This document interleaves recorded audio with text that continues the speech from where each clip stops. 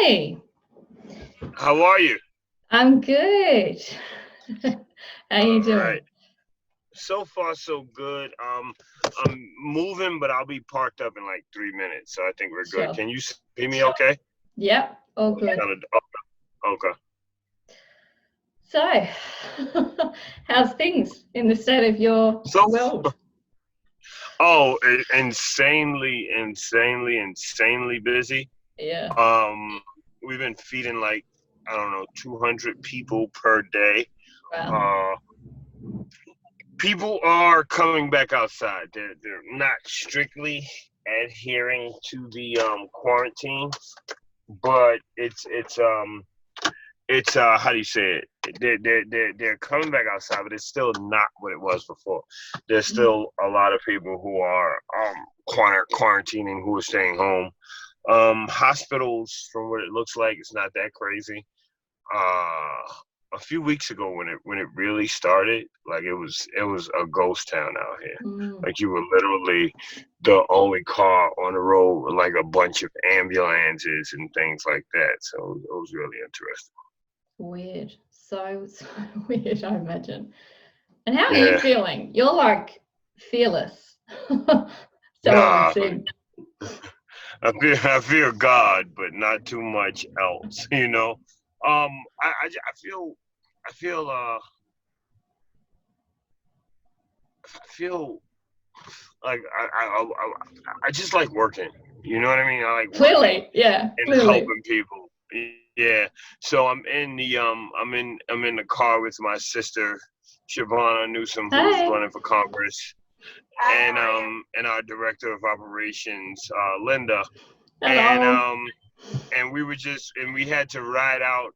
There was a veg ready, a completely vegan donation out in Jersey. So we went out there to pick up the food, and then we went to so we picked up food to give away to free for free to people, and then we went to Philadelphia to pick up some cheesesteaks. Philly cheesesteaks are a thing, and we were just sitting here talking about like, oh, you know, we took yesterday off, and then we went for a long drive today, but we feel like kind of antsy because it hasn't been that hands-on physical work, Yeah. so to speak. You know, so it's been really interesting. How is everything out there?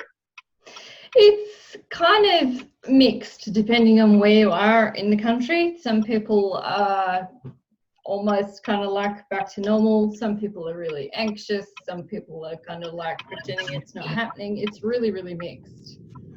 Really, what part of Australia are you So I'm in Victoria, in? and Okay, we're probably the strictest state at the moment, from what I really? understand. Yeah, had a lot of Okay, cases. what's a lot? Like 100. We can laugh about it. No, we're laughing, but it's like No, I get okay. it. I get it because it's, No, because yeah, we got that like from that street to that street. yeah. No, I'm kidding. I only But no, imagine. it's insane. But no matter what the number is, it's scary and Yeah. people are dying. You know what I mean? So and whatever that number is, it can always jump. So it's really scary. Mm. It really is. Oh. Are you guys quarantined or what's happening? Is there like mandatory face masks or what are they doing out there? No, there's not much of that going on. Hmm. It's isolating, but slowly coming out of it. So schools mostly will be going back next week, as in Hmm. for the really little ones and much older ones. But it's kind of like all right, let's just see what happens. Ah, I get it. I get it. Yeah. So It's tough. It's it's really tough. weird. It's really, really Yeah. weird. And I think, yeah, I'm keen to know what you think in terms of like, I like to kind of take stuff back to the beginning with birth because oh, it's not good. It's not good. And I Hmm. really want to, I suppose my thing and partly why I wanted to talk to you is this Hmm. idea of like, well, I can only do birth trauma work and mental health work so long as like women and families are alive, right? So Yeah. Right on. we can't talk trauma without talking just how bad things are. And I think I want people who are listening, who might kind of be in the bubble a little bit, to kind of have that understanding that women aren't coming home from hospital, and maybe their partners are going out to get food, to get nappies, to just go outside of the house for a second and are being like harassed and arrested, and this is the kind of stuff that adds to the global trauma. No, it is. It really is. I mean, you have my sister in the car with me, and she knows a lot about this stuff. So I mean, we could let her if she's comfortable with it. Huh? Yeah, she's comfortable with it. She's going to talk a little bit about Black maternal health. Love it. So I'm going to do this. Hi, how are you? I'm good. How you going? You're doing great work. Thank you so much. Thanks a bunch. So I'm sorry, I missed out on the question. I was literally looking at myself. I don't know that there was a question. That was like last minute. What was your question? My apologies. I think it was just my musings, but I was going down the track of like, to even do the birth trauma work, we need people to be alive, and women are not coming home from hospital. What's the general? I'm not sure about the stats where you are, but in America, that's especially true of Black women. We're recently working on a case with Amber Rose Isaac, a 26-year-old grad student, smart, brilliant, working as a teacher, helping kids, wanted to start a daycare. And from the time of conception to when she first started seeking medical attention, she was treated unfairly. There's something called, I believe it's called HELP syndrome, and it's really treatable, and most women do not die from it. And a hospital here in the Bronx allowed Amber to die. And if you look at the stats here in America, Black women are about 15% more likely to die during childbirth. And in New York City, it's about 8%. So I'm actually, as Hawk had mentioned, I'm running for Congress because we need legislation and we need to change the culture. The way that Black women are treated in America, it just goes to show you that thinking from slavery, there's not really, no one believes us when we cry out in pain. A lot of early testing in terms of how far reproductive science has gone has been practiced on Black women unethically. So it's changing the cultures and the minds of doctors, and also having things like free tuition here, so we'd have more doctors and more Black people in administration, because representation, it absolutely matters. Yeah, 100%. And it seems to be falling on deaf ears, really. Like Absolutely. I recently, another family in another part of in the States reached out to me, so I'm going to start working with them as well. But it's a growing issue between women of color. No one seems to care, and we've had testimony from healthcare workers, doctors, and nurses in the system, and they're just reporting the same finding. But we see it with everything that's applicable to the diaspora, that no one cares about our police brutality, our environmental injustice, our maternal health, and it just stems from systemic oppression and the lack of let's not care of Black people and how we're living. Nothing really pertains to us as being a human right. And I think, like, what's your general feeling on why people are getting away with this? Why is this just being like, you know, this next generation of women having babies? It's like you always hope things will be better for your kids, and yet women who are born in the 90s potentially are now having babies in conditions that are worse than when they were born and when their mothers were born. It's just like blows my mind that this is it's unfortunate as progressive and as much civil liberties as we have and we're allowed to speak, but it's deep rooted in white supremacy and patriarchy. And no one still cares about women of color. We need to reach resources and have provisions in our healthcare that allows for doulas and midwives and people to kind of look over us who understand the healthcare system, because our cries go ignored. You know, women, we have that intuition. We know when things are not right. And all the cases that I am seeing, women are reporting to their doctors. They're doing their due diligence, and they're absolutely being ignored. So there needs to be, doctors should no longer hide behind having malpractice insurance and these big healthcare systems. And if they knew that they would lose their medical license and lose their livelihood and possibly face jail time for their negligence, I think that'll change. But at first, we need to accept that Black women are human. We do experience pain. We are loving.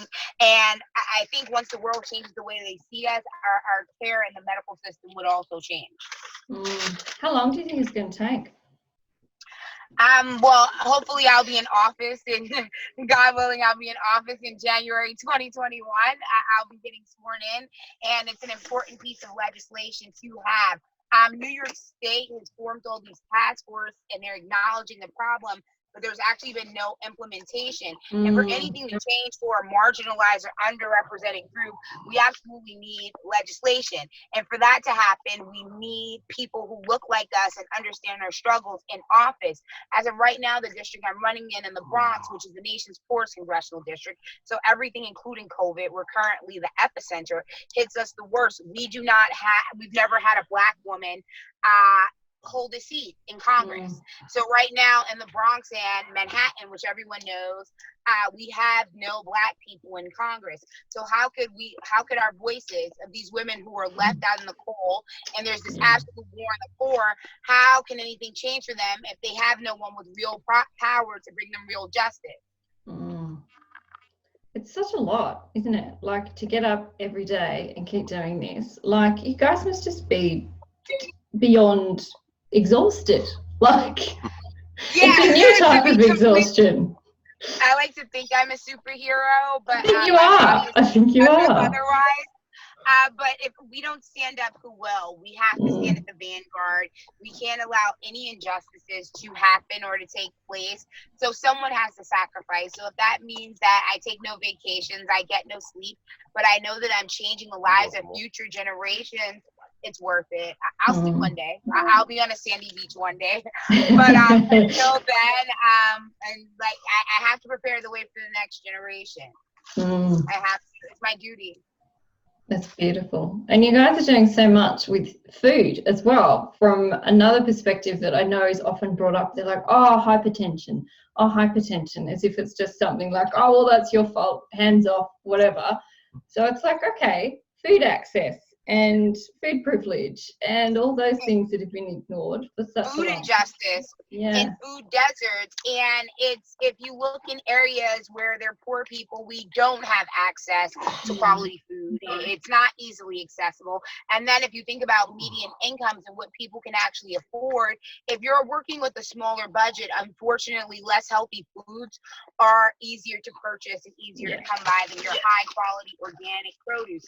So what we've done with the People Food Program, which came out of this crisis because our local and state and federal legislator literally left poor people to starve, only feeding them one meal a day that they had to stand online for hours. We actually do a door-to-door delivery service and feeding these families, and about 90% of the foods that we feed people, unbeknownst to them, is actually vegan.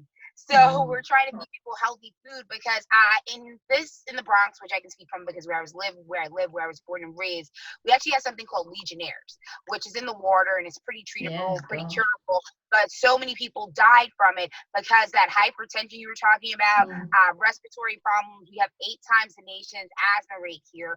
We literally have a row of blocks called Asthma Alley.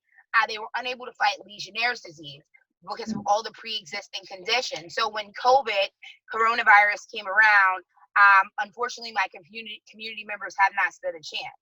But then it just goes back to access because there's not enough testing sites, not enough resources. Most people who are Black and brown are actually essential workers, so they have no choice but to be on the front lines. So it's just a lot. You think it just seems like it's just systemic oppression, just layered in every single way. It just ties back to the root cause. Once we pull out the root, we'll get some real justice and things will move forward in the way they always should have been. Thank you so much. That's just no problem. Thank you so much for having me. I appreciate it, and I wish you all the best. I hope you and your family are safe and healthy. We're all doing great. We're thinking of you. I'm so happy to hear it. Thank you. Hey, wasn't that awesome? See? That was just the best. It was perfectly timed, perfect. Yeah, everything. I think you got a 2 for 1. Well, this is the thing, right? How we birth is political. How you get to birth is a political statement. So I'm so happy that you're here to even be able to like give that element, because it is, yeah, it's so true. Yeah, it's unbelievable. I'm just totally happy to be on. I was out there a little while ago, and I worked on a case when I was visiting. It was David Dungay. David Dungay was killed, and well, he was from Sydney. And while I was there, I was on. There's a show on ABC that comes on at night. I forget the name of the show, but I was on that show, and the family saw me. I was talking about injustice, and they invited me to come to court the next day. It was some sort of hearing, and what was really interesting was how David Dungay, Aboriginal man, was killed by the police while he was in jail. He was killed by the corrections officers, and he literally said, "I can't breathe." 11 times, just like Eric Gardner said, "I can't breathe" 11 times here in the United States. It was just like amazing to see that, like this racism, this evil supremacy, like we are better than you, your life is worthless. Like it happens across water, it happens everywhere. So it's like I just don't understand. I feel like if the world cared how they're supposed to care, that this wouldn't be a problem anymore.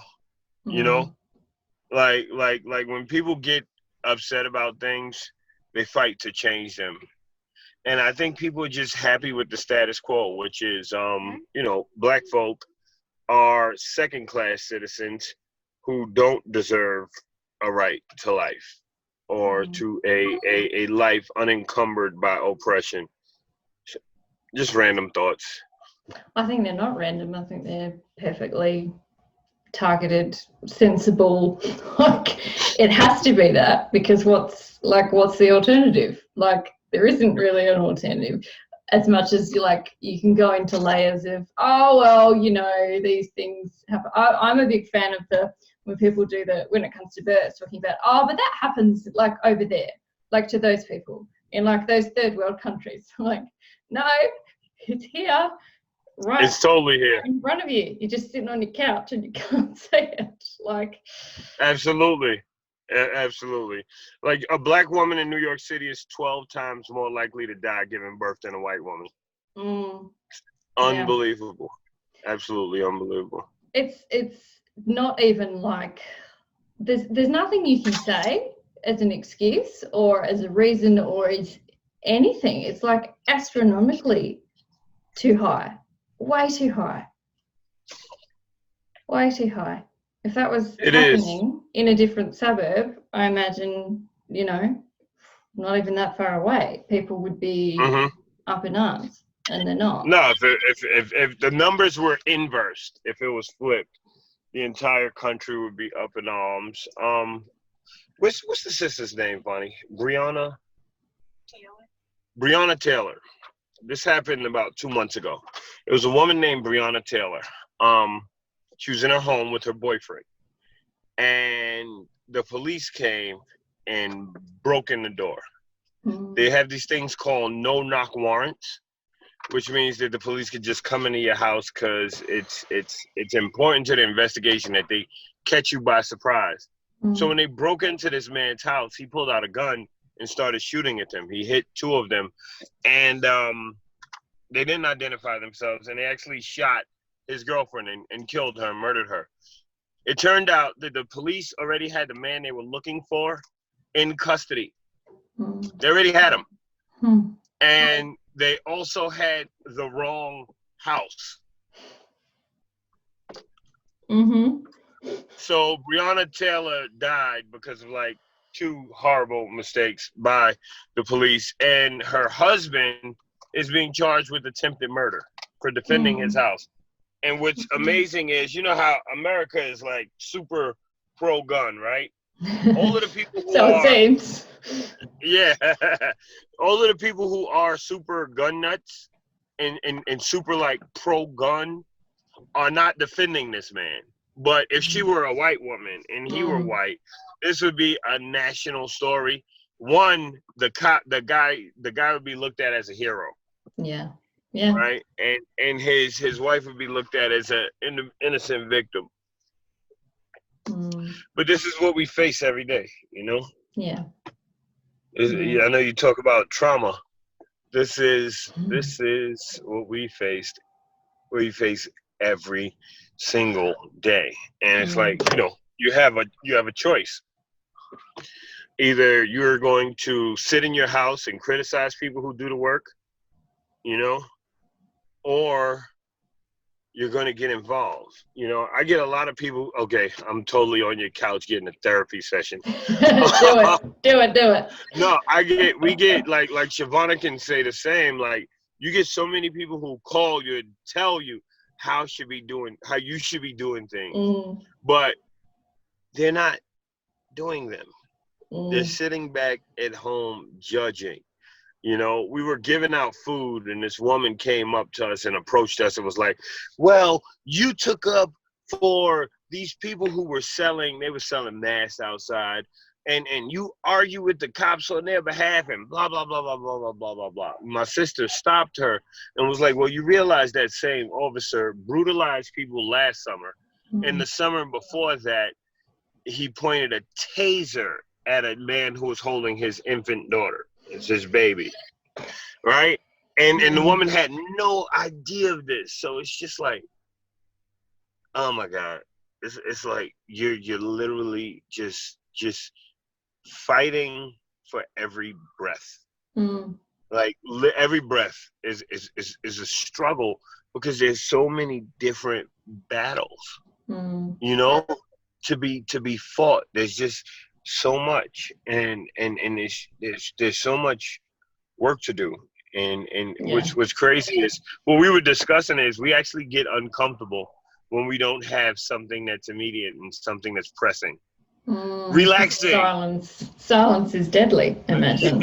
Yeah, like relaxing makes us anxious. Well, it actually makes sense from a broader trauma point of view. When you're always on, go, the accelerator's always on, there's no chance to break. So, you know, because if you get a chance to break at the moment, it means either that you have burnt out and your body has gone, you got to just hang on for a second, or it means that things have gotten better and you can kind of like sit back on your rocking chair and go, look at all my hard work, isn't this nice? Yeah.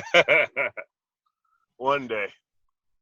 Hopefully not too far away, but at the same time, like, this is years and years and years of, from every angle, as you said. It's not just health, it's access, it's politics, it's housing, it's all of that. No, I heard you talking about like hypertension, right? Diabetes, like they poison the food. They sell poor people crappy food. Yes. They put chemicals in it to make them addictive. So now they're poor, they're fat, they're sick, and the country turns around and says, it's your fault because you're fat. But nobody's saying, hey, they were addicted to these foods. Like this was intentional. Like they're addicted to sugar. They're addicted to these foods. It's unbelievable. It's like these insidious magicians. If we would have put like all of the things that happen to Black people in one movie, it'd be a horror film.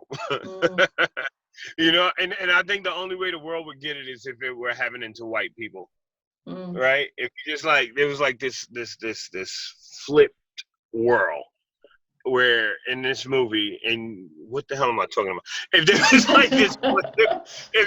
like this flip world in this movie, and everything that happens to Black people happened to white people, but it couldn't be crappy actors. It'd have to be like Scorsese level stuff, right? Like and then people could really digest that. And I think that might do us something. I think the arts play a large part in it. We can reach a lot more people through the arts than through just dialogue. Yeah, which makes sense because people do need to see it and smell it and touch it to some extent to kind of know that it's real, which is why I like having these conversations, because I think sometimes people don't think it's real. People do, they're like, oh, like the birth rates have gotten better, what are you whinging about? Like, Yeah, yeah, but meanwhile, yeah. Amber Isaacs died. Her husband, God bless him. Like, Yeah. could you imagine their first child together? And she died giving birth. And what she died from was preventable. Yeah. Like and she could have been treated if the doctors had everything they needed before they started the birth. So they induced her labor and didn't have the necessary medical equipment or whatever on hand. And while she was bleeding to death, they're screaming, "Where's this? Where's that?" And they couldn't find it. But like, her and her husband begged them to have everything prepared, and they ignored them. That's one of the problems here in America.